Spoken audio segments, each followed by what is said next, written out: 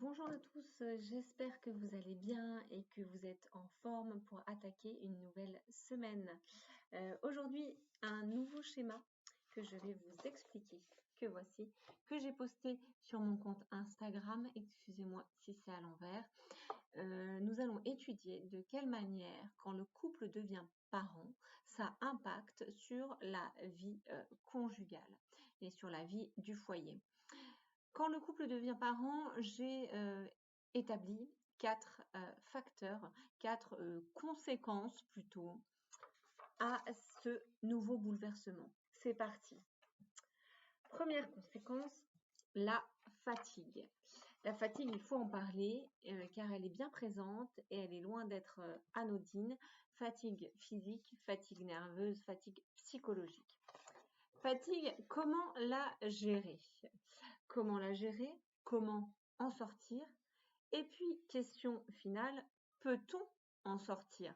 Là, on va voir que si on relie cette colonne à d'autres colonnes, on va pouvoir sortir de cette fatigue, notamment à la seconde colonne, la deuxième colonne, place du père et place de la mère. On va comprendre pourquoi on peut en sortir de cette fatigue.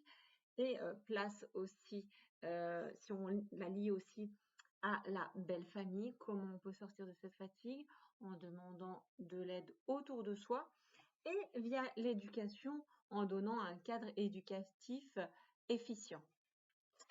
Seconde colonne, je me recoiffe, excusez-moi, parce que cette mèche m'énervait. Quand le couple devient parent, qu'est-ce que ça va impliquer? Colonne très importante, la place du père et de la mère. Chacun prend-il sa juste place? Et là, j'insiste, car la majorité des consultations vont prouver que le problème vient aussi de là. Soit une trop grosse place de la part d'un des parents, soit pas assez de place, pas assez d'investissement parental de la part d'un des deux parents. Alors là, on va voir comment réinvestir le papa, par exemple, s'il est un peu absent, comment réinvestir le papa physiquement et dans la tête dans sa tâche parentale pour vous décharger. Donc chacun prend-il sa juste place? Oui, ça va mener à l'équilibre parental, évidemment, et non, ça va mener à potentiellement un burn-out. Troisième conséquence, troisième domaine qui vient a fortiori avec la parentalité, c'est l'éducation et les questions éducatives dans le couple. Avons-nous la même vision? Avons-nous des points de divergence? Oui, nous avons la même vision. Non, nous n'avons pas la même vision, ce qui peut mener à des tensions. Alors, il faut savoir que dans les divergences éducatives, c'est pas forcément grave, c'est normal. Dans tous les couples, on a des points de désaccord. Donc déjà, j'ai envie de dire, pas de panique, hein, pas de panique. Tout ceci peut se faire en collaboration, en bonne intelligence, et c'est aussi question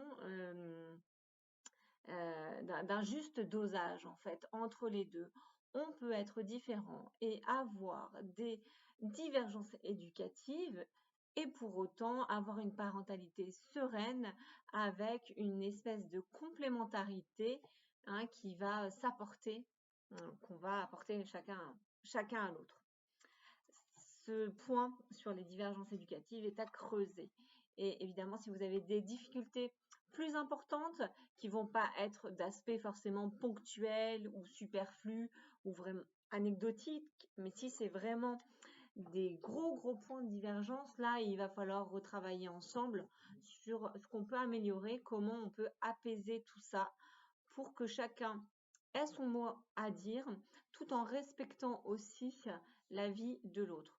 De quelle manière on peut faire des concessions, jusqu'à où on peut faire des concessions, et puis qu'est-ce que je suis prête à sacrifier ou pas à sacrifier. Comment je peux m'expliquer vis-à-vis de mon conjoint, comment je peux accepter lui aussi son point de vue, comment je peux accepter de déléguer davantage à mon conjoint et lui faire confiance. Tout ça, beaucoup de questions à balayer ensemble si besoin. Quatrième point, et non pas des moindres, la belle famille. Car avant de devenir parent, la belle famille, elle n'était pas si gênante que ça en fait. Mais quand on devient parent, la belle famille, elle prend un tout autre rôle, une toute autre place concrètement et aussi dans la tête. Alors cette place, quelle est-elle? Est-ce qu'elle est présente, la belle famille? Est-ce qu'elle est trop présente? Est-ce qu'elle est suffisamment présente juste comme il faut? Ou est-ce qu'elle n'est pas assez présente? Si elle est trop présente, ça va nous emmener bien sûr à des tensions qu'on retrouve déjà là-bas. Si elle n'est pas assez présente, ça va nous mener à de la fatigue qu'on va voir là-bas. Donc, on va voir que cette belle famille, eh bien, va falloir vivre avec une fois qu'on a des enfants. Et elle va prendre un tout nouveau rôle, une toute nouvelle place dans votre cœur et dans votre vie une fois que vous aurez des enfants.